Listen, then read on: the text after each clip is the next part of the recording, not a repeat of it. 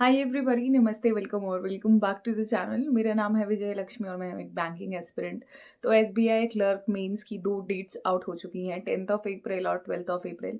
और मैं तुम्हें एक बात बताऊं कि ये तो देखो, कहीं ना कहीं ये चीज़ तो स्पेकुलेट कर ही रहे थे कि मल्टीपल शिफ्ट्स में मेंस होगा।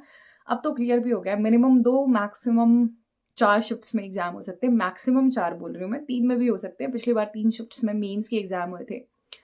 तो जब मल्टीपल शिफ्ट्स में एग्जाम होते हैं तो वहाँ पे बहुत ज़्यादा चांसेस रहते हैं कि नॉर्मलाइजेशन होगा। नॉर्मलाइजेशन इसलिए भी वो क्राइटेरिया रखा गया है कि अगर कोई ऐसे 19-20 का फर्क भी रहता है ना किसी शिफ्ट में, तो वहाँ पर फिर मतलब just to give justice to the students who are appearing in the difficult shift, तो वहां पर नॉर्मलाइजेशन को थोड़ा सा देखा जाता है कि ठीक है, इसमें नॉर्मलाइजेशन करना है। या फिर नंबर ऑफ स्टूडेंट्स पे भी डिपेंड करता है कि मान लीजिए एक जगह 70% बच्चे एक शिफ्ट में बैठ रहे हैं, एक में 30 बैठ रहे हैं। अब आप ये मत बोलना कि 50-50 क्यों नहीं रख देते, 57 मतलब ऐसे क्यों नहीं रख लेते, इक्वलाइज क्यों नहीं कर देते, ताकि नॉर्मलाइजेशन वाला वो हो ही ना। वो हमारे हाथ में नहीं है, राइट। अब जो रोल ये अदा करता है नॉर्मलाइजेशन, मैं आपको उसके बारे में बताती हूँ। सबसे पहले तो अगर बी मान लीजिए आपका बहुत डिफिकल्ट शिफ्ट में एग्जाम है, B it RRB, B it IBPS, B it SBI. अगर मान लीजिए बहुत डिफिकल्ट शिफ्ट में एग्जाम है और आपके मॉडरेट अटेम्प्ट्स हुए हैं, हम ले लेते हैं एग्जाम्पल प्रीलिम्स का। आपका प्रीलिम्स का एग्जाम है, out of 30 you have attempted 22 questions in difficult shift.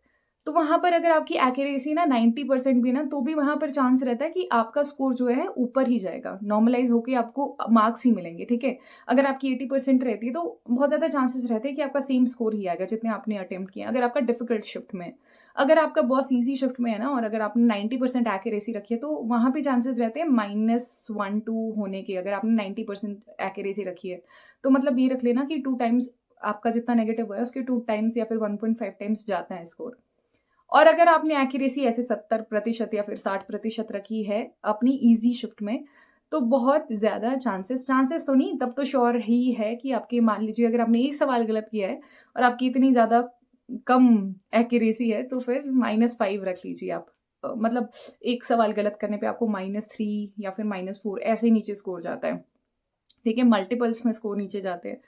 और ये मैं मतलब ये ऐसे स्पेसिफिकली कहीं लिखा नहीं गया है, बट मैं ये अपने एक्सपीरियंस और मतलब इतने जितने एग्जाम दे दिए उन चीज़ों को कंसिडर करते हुए आपको बता रही हूँ। और मैंने अपने जो फेलो एस्पिरेंट्स से है उसमें भी देखा है कि अगर चीज़ें गलत है या फिर एक्यूरेसी नहीं है तो स्कोर फिर नीचे जाता है। जहाँ पे उन्होंने एक्सपेक्ट किया होता है कि इतने तक आ जाना चाहिए, नहीं वो वैसे नहीं, वो फिर आपका स्कोर मल्टीपल्स में नीचे ही जाएगा। क्योंकि अगर आप क्वेश्चंस गलत कर देते हो इजी शिफ्ट में आते हुए, या फिर नंबर ऑफ स्टूडेंट ज़्यादा है आपकी शिफ्ट में, और फिर आपने अपनी एक्यूरेसी मेंटेन नहीं की, तो नॉर्मलाइजेशन में आपका स्कोर नीचे होगा ही होगा, ठीक है। तो ये रोल रहता है नॉर्मलाइजेशन का।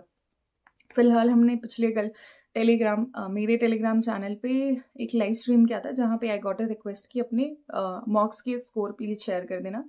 देखो, मैं कभी हिचकिचाती नहीं हूँ मॉक्स की स्कोर शेयर करने से, बीट मेरे बहुत ही गंदे आ रहे हो, ठीक है। मैंने यहाँ पे 70% भी शेयर किया है।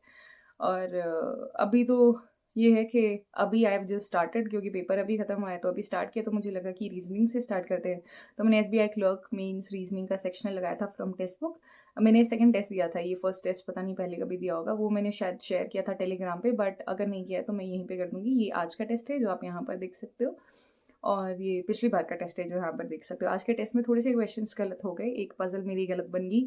और तो ये आज का मेरा टेस्ट था। अगर तुमने भी सेकंड टेस्ट दिया है तो प्लीज़ अपना स्कोर मुझे कमेंट सेक्शन में बता देना।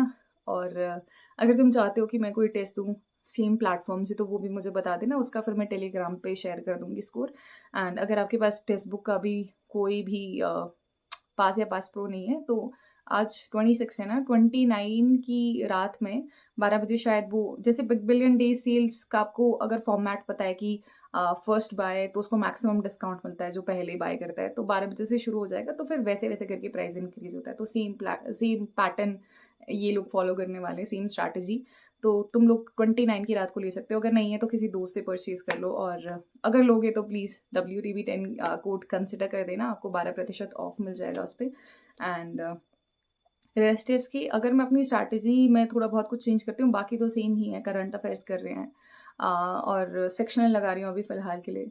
अभी थोड़ा लैपटॉप भी डेड पड़ा है तो इसलिए भी थोड़ी सी दिक्कत हो रही है, लेकिन once I will repair this, तब मैं वापस से फुल मॉक में आ जाऊँगी और मैं वो आपको शेयर कर दूँगी।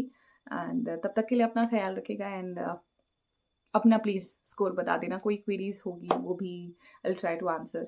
ठीक है, बाय बाय, टेक केयर।